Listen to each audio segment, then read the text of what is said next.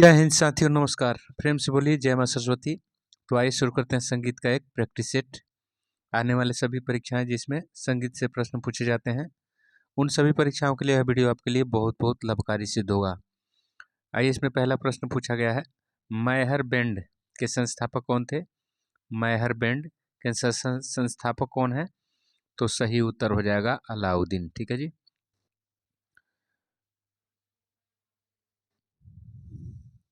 इसकी व्याख्या पढ़ लीजिए। व्याख्या में लिखा गया है, देखिए व्याख्या में लिखा गया है, मैहर बैंड, मैहर बैंड के संस्थापक अलाउद्दीन खां हैं। देखिए, अलाउद्दीन खां का जन्म हुआ 1862 में त्रिपुरा के शिवपुर राज्य में। ठीक है जी। इनके गुरु उस्ताद वजीद खां थे। देखिए, खां साहब ध्रुपद, ख्याल, टप्पा, ठुमरी आदि गायन में माहिर थे। ठीक है जी। बाबा की ध्रुपद पर आधारित होते हुए भी उनकी विशिष्ट पद्धति थी, जिसे आज सेनिया मैहर अथवा मैहर शैली, मैहर घराना कहा जाता है। ठीक है जी। खां साहब को तानसेन संगीत की ओर से आफ्ताबे हिंद, देखिए वर्ष 1949 में भातखंडे संगीत विद्यालय की ओर से संगीताचार्य, वर्ष 1964 में शांति निकेतन की ओर से दशीकोतम राजा मैहर की ओर से संगीत नायक, वर्ष 1952 में संगीत नाटक अकादमी के फेलो, वर्ष 1958 में भारत सरकार की ओर से पद्म भूषण आदि अलंकरणों से सम्मानित किया गया है। ठीक है जी। अगला सवाल देख लीजिए। अगला सवाल इसमें पूछा जा रहा है कि निम्नलिखित में से किसका अर्थ संगीत शास्त्र है?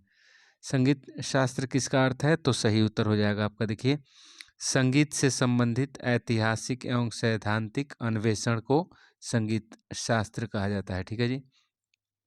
व्याख्या आप इसका पढ़ सकते हैं।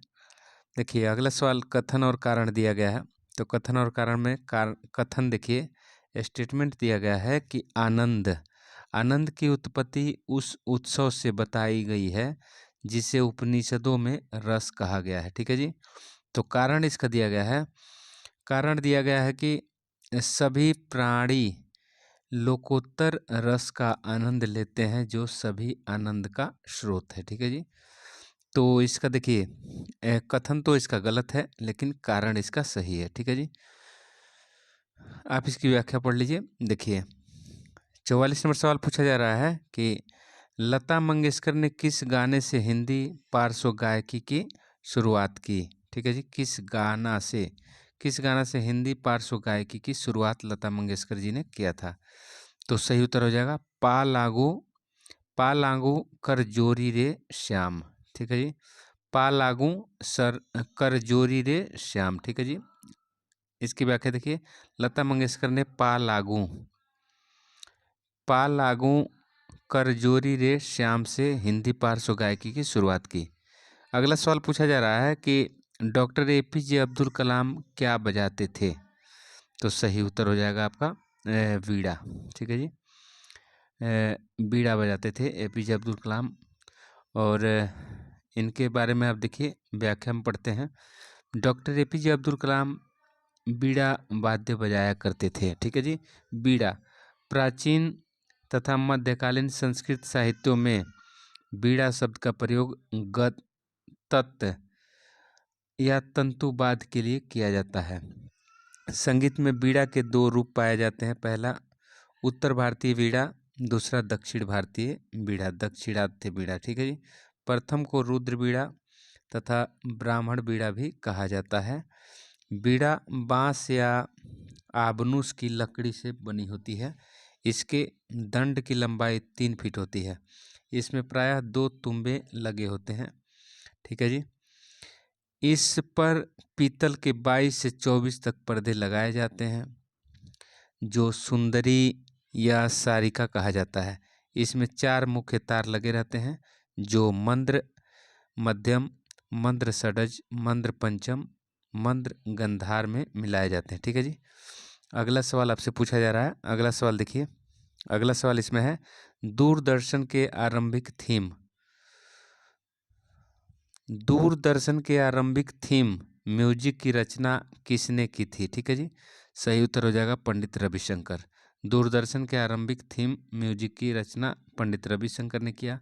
आपको कमेंट करके बताना है कि पंडित रविशंकर जी का आत्मकथा का नाम क्या है। ठीक है जी, देखिए इसमें लिखा गया है दूरदर्शन के आंतरिक थीम म्यूजिक की रचना पंडित रविशंकर ने की थी।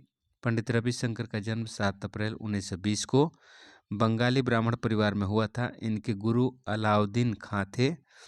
इनको भारत सरकार के द्वारा 1967 में पद्म भूषण से सम्मानित किया गया था। 1999 में भारत रत्न से सम्मानित किया गया।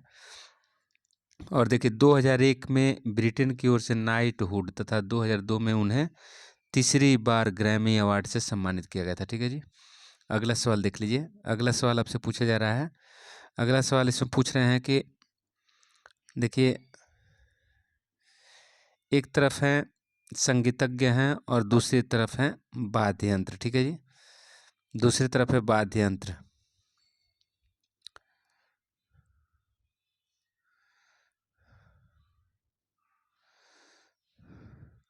अयोध्या प्रसाद, देखिए अयोध्या प्रसाद किससे संबंधित है? तो पखावज। अयोध्या प्रसाद पखावज बजाते हैं। अयोध्या प्रसाद पखावज बजाते हैं। देखिए शरण रानी क्या बजाती हैं? तो शरण रानी आप देखिए शरण रानी सरोद बजाती हैं। ठीक है जी, शरण रानी सरोद और अयोध्या प्रसाद पखावज। ठीक है जी, अयोध्या प्रसाद पखावज और शरण रानी सरोद। ठीक है, अब देखिए अल्ला रखा खां तो तबला वादक थे। अल्ला रखा खां क्या जी? तबला वादक। ठीक है जी, तबला वादक। अब देखिए कृष्ण शंकर पंडित क्या बजाते थे? तो ये गायन से संबंधित है। ठीक है जी, गायन से संबंधित। तो 3 4 1 2 आपको बी में दिया है, व्याख्या इसका पढ़ लीजिए। अयोध्या प्रसाद, देखिए व्याख्या में लिखा है अयोध्या प्रसाद पखावज वाद्य से, शरण रानी सरोद वादन से, अल्ला रखा खां तबला वादन से और कृष्णराव शंकर पंडित जो हैं गायन से संबंधित हैं। देखिए अगला सवाल पढ़िए। कौन से वायलिन वादक हिंदुस्तानी और कर्नाटक मतलब उत्तर भारतीय संगीत और दक्षिण भारतीय संगीत दोनों शैलियों में समान रूप से लोकप्रियता हासिल किए थे? ठीक है जी, तो सही उत्तर हो जाएगा doctor NS Gopal Krishnan. Doctor NS Gopal Krishnan. ठीक है जी, इसमें देखिए व्याख्या इसका पढ़ लीजिए। व्याख्या में लिखा जा रहा है, व्याख्या में लिखा गया है doctor NS Gopal Krishnan violin वादक हिंदुस्तानी तथा कर्नाटकी दोनों संगीत शैलियों में समान रूप से लोकप्रिय थे। गोपाल कृष्णन का जन्म 10 जून 1931 में मद्रास प्रांत में हुआ था। ठीक है जी, ये कर्नाटक संगीत और हिंदुस्तानी संगीत दोनों का ही गहरा ज्ञान रखते थे। इनको भारत सरकार के द्वारा 2012 में पद्म भूषण से और 1982 में संगीत नाटक अकादमी पुरस्कार, 1975 में पद्म श्री पुरस्कार से सम्मानित किया गया। इनकी मृत्यु 3 जनवरी 2013 को चेन्नई तमिलनाडु में हुआ था। ठीक है जी, अगला सवाल देख लीजिए। अगला सवाल इसमें पढ़िए। अगला सवाल में लिखा गया है, अगला सवाल में लिख रहा है कि फिल्म फेयर पुरस्कार जीतने वाले सबसे कम उम्र के भारतीय गायक कौन थे? तो फिल्म फेयर पुरस्कार जीतने वाले सबसे कम उम्र के भारतीय गायक कौन थे? तो अंकित तिवारी। ठीक है जी, क्या नाम है? अंकित तिवारी। व्याख्या इसका पढ़िए। फिल्म फेयर पुरस्कार जीतने वाले सबसे कम उम्र के अंकित तिवारी हैं जो भारतीय गायक हैं। इसमें देखिए अगला सवाल लिखा गया है, अगला सवाल पूछ रहे हैं कि शोले फिल्म में बसंती का पीछा करने के प्रसिद्ध दृश्य में हमें किसका तबला वादन सुनाई पड़ता है? किसका तबला वादन सुनाई पड़ता है? तो पंडित समता प्रसाद शोले फिल्म में बसंती का पीछा करने के प्रसिद्ध दृश्य में हमें समता प्रसाद जी के तबला वादन को सुनाया गया है। ठीक है जी, देखिए 3 स्वरों वाला प्राचीन तान को क्या कहा जाता है? 3 स्वरों वाले प्राचीन तान को क्या कहते हैं? तो सही उत्तर हो जाएगा आपका सामिक। ठीक है जी, सामिक। तो आप इसका व्याख्या पढ़ लीजिए। इसमें देखिए अगला सवाल इसमें पढ़िए, आपका सुमेलित करना है। तो सुमेलित करना है इसमें देखिए इलेक्ट्रोफोन किससे संबंधित है? तो इलेक्ट्रोफोन देखिए आपका कीबोर्ड, इलेक्ट्रोफोन जो है कीबोर्ड से संबंधित है। उसके बाद आपको जो है एयरोफोन ट्रम्पेट से संबंधित है, एयरोफोन ट्रम्पेट से। एयरोफोन विद रीड, एयरोफोन विद रीड, सी जो है आपका 4 नंबर से, मतलब क्लैरिनेट, क्लैरिनेट से संबंधित है। और कार्डोफोन जो है वायलिन से संबंधित है, ठीक है जी। तो क्या हो जाएगा जी, 2 1 4 3 आपका बी में है, ठीक है जी। अगला सवाल देख लीजिए, इसका व्याख्या पढ़ लीजिएगा। व्याख्या, अगला सवाल देखिए, 5 नोट वाले म्यूजिकल स्केल को क्या कहते हैं? क्या कहते हैं जी? 5 कह रहा है, 5 नोट वाले म्यूजिकल स्केल को क्या कहते हैं? तो सही उत्तर हो जाएगा ऑड सप्तक, ठीक है जी। ऑड सप्तक, देखिए व्याख्या पढ़ लीजिए। 5 नोट वाले म्यूजिकल स्केल को ऑड सप्तक कहते हैं। इसमें 5 स्वर होते हैं। देखिए अगला सवाल पढ़िए, संगीत के प्रति अत्यधिक आसक्ति को क्या कहा जाता है? संगीत के प्रति अत्यधिक आसक्ति को क्या कहा जाता है? तो सही उत्तर हो जाएगा आपका मेलोमेनिया, ठीक है जी। संगीत के प्रति अधिक आसक्ति को मेलोमेनिया कहा जाता है। व्याख्या इसका पढ़ लीजिए। व्याख्या में लिखा है, संगीत के प्रति अत्यधिक आसक्ति को मेलोमेनिया कहा जाता है। देखिए अगला सवाल पढ़िए। इसमें अगला सवाल इसमें लिख रहा है, निम्नलिखित नोटेशन किस राग से संबंधित है? निम्नलिखित नोटेशन किस राग से संबंधित है? मधरेशा, निध, पम गरेशा, मप गम निधनिशा, ठीक है जी। यह जो है आपका बसंत बहार, राग बसंत और बहार से संबंधित है। व्याख्या पढ़ लीजिए। मध रेशा, निध, पम गरेशा, मप गम निध निशा, यह नोटेशन जो है बसंत बहार से संबंधित है, ठीक है जी। बसंत राग पूर्वी थाट से उत्पन्न है। जाति इसकी औडो संपूर्ण है। वादी षडज है और संवादी आपका है पंचम। और इसके आरोह में ऋषभ और पंचम को वर्जित करते हैं। न्यास का स्वर है गंधार, पंचम और षडज। गायन समय रात्रि का अंतिम प्रहर है और इसका संप्रकृति राग है राग परज, ठीक है जी। अगला सवाल देख लीजिए। बहार काफी थाट का राग है। बहार जो है काफी थाट का राग है। जाति साडो साडो है और मध्यम इसका वादी है, संवादी षडज है। इसके आरोह में रे तथा अवरोह में धैवत को वर्जित किया जाता है। न्यास का स्वर है षडज, मध्यम और पंचम। गायन समय मध्यरात्रि। संप्रकृति राग इसका है मियाँ मल्हार, ठीक है जी। अगला सवाल देख लीजिए। अगला सवाल में पूछा जा रहा है कि सादिक अली किसके प्रसिद्ध गायक थे? सादिक अली किसके प्रसिद्ध गायक थे? तो सही उत्तर हो जाएगा ठुमरी। व्याख्या पढ़ लीजिए। व्याख्या में लिखा गया सादिक अली ठुमरी गायन के लिए प्रसिद्ध हैं। देखिए ठुमरी उप शास्त्रीय संगीत शैली है जिसमें शब्दों के भाव को राग के स्वरों के माध्यम से व्यक्त किया जाता है। पूरब व पंजाब अंग से गाई जाती है, ठीक है जी। ठुमरी, देखिए ठुमरी गायक गिरिजा देवी ठुमरी गायिका हैं। रसूलन बाई ठुमरी गायन से संबंधित है, ठीक है जी। अगला सवाल देख लीजिए। अगला सवाल में हम आपसे पूछ रहे हैं, अगला सवाल में पूछे हैं किस शास्त्र को पिंगल शास्त्र कहा जाता है? किस शास्त्र को पिंगल शास्त्र कहा जाता है? तो सही उत्तर हो जाएगा छंद। देखिए इसकी व्याख्या पढ़िए। छंद देखिए इसमें लिखा गया है कि छंद शास्त्र को पिंगल शास्त्र कहते हैं। ख्याल शैली, ख्याल शब्द फारसी भाषा का शब्द है जिसके अर्थ हैं कल्पना करना। जौनपुर के सुल्तान हुसैन सर्की ने इस शैली का प्रचार किया था। ख्याल 2 प्रकार के होते हैं, बड़ा ख्याल, छोटा ख्याल, ठीक है जी। बड़े ख्याल झुमरा, एक ताल, तिलवाड़ा आदि तालों में तथा द्रुत ख्याल 3 ताल, झप ताल, एक ताल आदि तालों में गाया जाता है, ठीक है जी। अगला सवाल देख लीजिए। अगला सवाल में हम आपसे पूछ रहे हैं कि निम्नलिखित स्वरावली किस राग को दर्शाती है? गम प म रेशा रे, ठीक है जी। तो यह है नायकी कान्हड़ा को दर्शा रहा है। नायकी कान्हड़ा का स्वरावली है, ठीक है।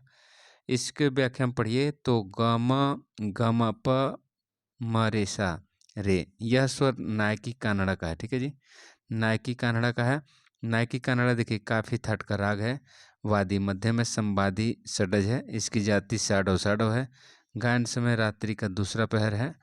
इसके आरोह अवरोह में दैवत वर्जित होता है। नायकी कानड़ा में ऋषभ और पंचम की स्वर संगति बहुत महत्वपूर्ण है।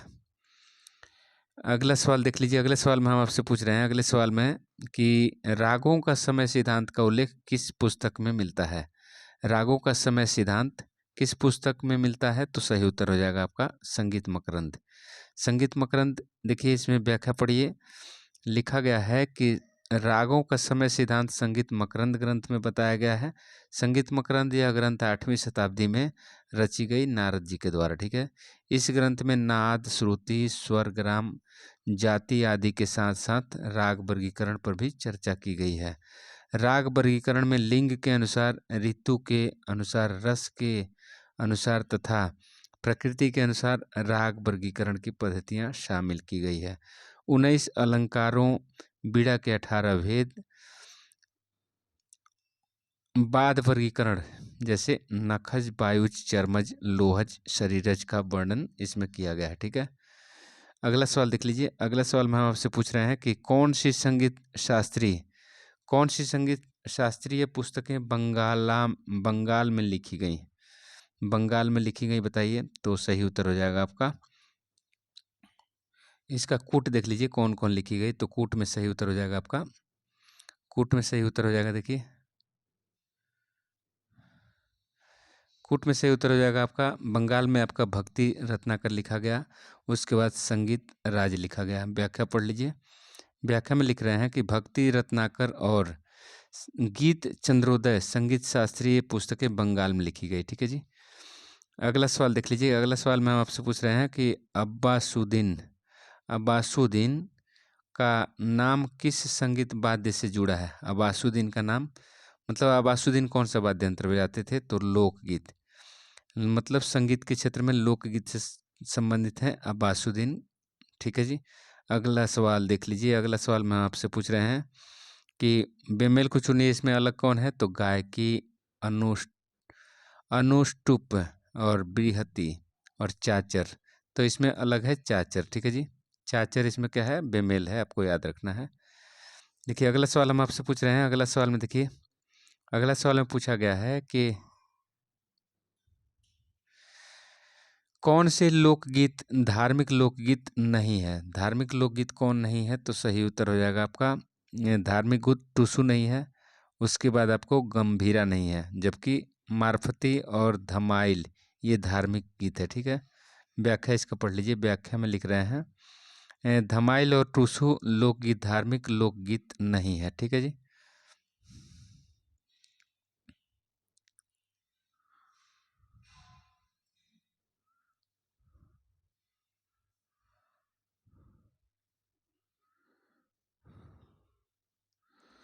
कौन सी राग असावरी थाट से संबंधित नहीं है। असावरी थाट से संबंधित नहीं है, देखिए असावरी थाट से नायकी कानड़ा, नायकी कानड़ा असावरी थाट से नहीं है। देखिए नायकी कानड़ा असावरी थाट का राग नहीं है। नायकी कानड़ा काफी थाट से उत्पन्न होता है। देखिए कौशिक कानड़ा असावरी थाट का राग है। जाति संपूर्ण है इसकी, संपूर्ण है इसकी जाति। देखिए वादी मध्य में संवादी षडज है और गायन समय मध्यरात्रि है। अड़ाना असावरी थट का राग है जिसकी जाति साडो है, वादी षडज है, संवादी पंचम है, गायन समय रात्रि का तीसरा पहर है। दरबारी कन्नड़ा देखिए असावरी थट का राग है, इसकी जाति संपूर्ण साडव है, वादी ऋषभ है, संवादी पंचम है, गायन समय मध्यरात्रि है, ठीक है जी। अगला सवाल देख लीजिए। अगला सवाल में लिखा गया है, अगला सवाल में हम आपसे पूछ रहे हैं कि निम्नलिखित को सुमेलित करना है, ठीक है जी।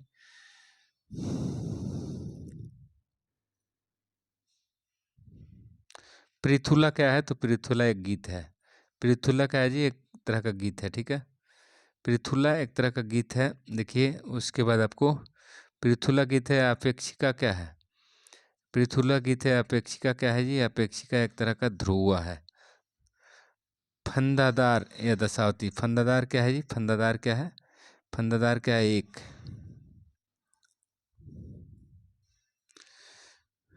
4 3 1 2, 2 है, ठीक है जी। तो दशावती क्या है, श्रुति है। और पृथुला का एक तरह की गीति है। उसके बाद अपेक्षिक क्या है तो ध्रुव है, और देखिए फंदादार क्या है तो बानी है। ठीक है, अगला सवाल देख लीजिए। पुथुला गीति से संबंधित है अपेक्षिक ध्रुव से, फंदादार जो है बानी से, दयावती श्रुति से संबंधित है। ठीक है, अगला सवाल इसमें पढ़िए, देखिए निम्नलिखित को सुमेलित करना है।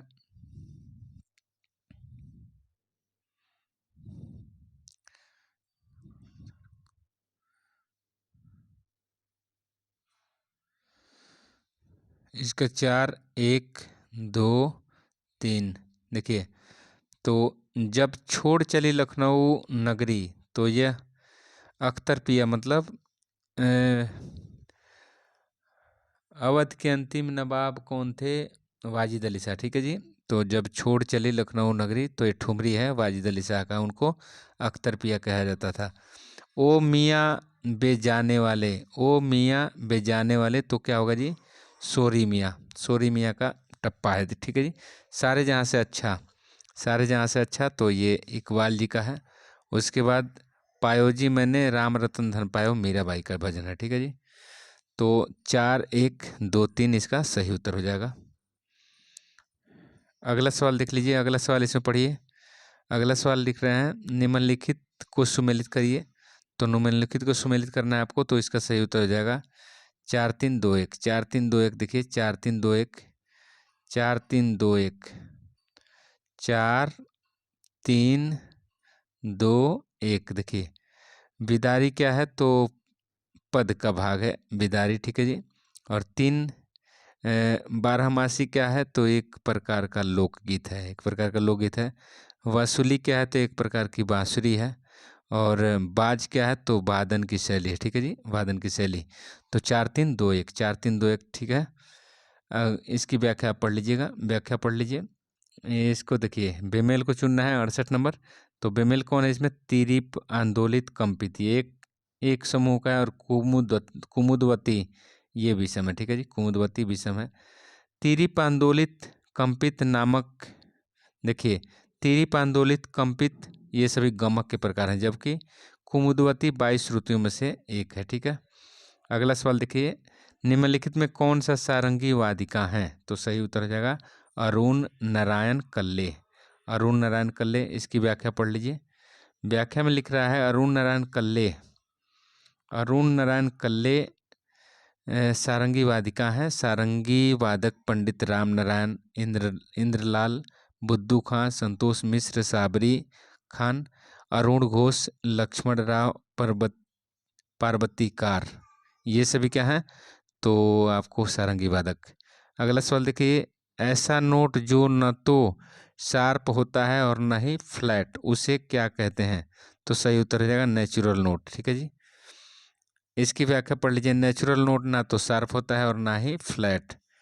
नेचुरल नोट को शुद्ध स्वर भी कहते हैं, सारे ग म प ध नि। देखिए, अगला सवाल हम आपसे पूछ रहे हैं, राधिका मोहन मैत्र का गुरु का नाम क्या है? राधिका मोहन मैत्र का गुरु का नाम क्या है?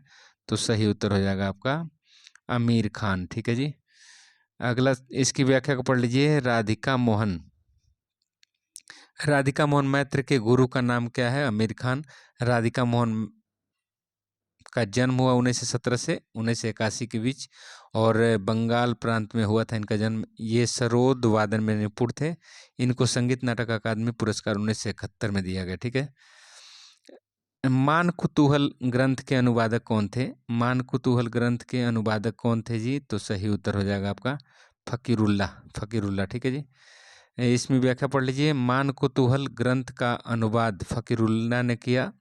फकीरुल्लाह औरंगजेब के शासनकाल में मान कुतूहल का फारसी भाषा में अनुवाद राग दर्पण नाम से कर औरंगजेब को 1666 में समर्पित किया था। तो फकीरुल्लाह ने अपने समय के वादकों का वर्णन विस्तार पूर्वक किया था। तत्कालीन संगीत को समझने की दृष्टि से उनके पुस्तक उपयोगी हैं। ठीक है जी, 73 नंबर सवाल पूछ रहे हैं कि श्रुतियों के अंतराल को क्या कहा जाता है? तो श्रुतियों के अंतराल को षडज गंधार संवाद कहते हैं। श्रुतियों के अंतराल को षडज गंधार संवाद कहते हैं। ठीक है जी, व्याख्या पढ़िए। 7 श्रुतियों के अंतराल को षड्ज गंधार संवाद कहते हैं। षड्ज पंचम संवाद, षड्ज पंचम स्वर संवाद में 9 से 13 श्रुतियों का अंतराल होता है। षड्ज पंचम भाव को प्रमाण श्रुति के नाम से भी जाना जाता है। षड्ज मध्यम संवाद, इस स्वर संवाद में पंचम एक श्रुति नीचे हो जाता है। ठीक है, अगला सवाल देख लीजिए। यदि रे की आवृत्ति 270 के रूप में लिया जाता है तो मा क्या होगा? तो मा का आवृत्ति क्या होगा? 320। ठीक है जी, मध्यम का आवृत्ति 320 होगा। व्याख्या इसका पढ़ लीजिए। व्याख्या में लिख रहे हैं ऋषभ की आवृत्ति 270 है तो मध्यम की आवृत्ति 320 होगी। संगीत के 7 स्वरों की आंदोलन संख्या इस प्रकार है: 240, 270, रे का गंधार का 300, मध्यम का 320, षड्ज का 360 और धैवत का 400 या 405 और निषाद का 450 और तार षड्ज का 480 होता है। ठीक है जी।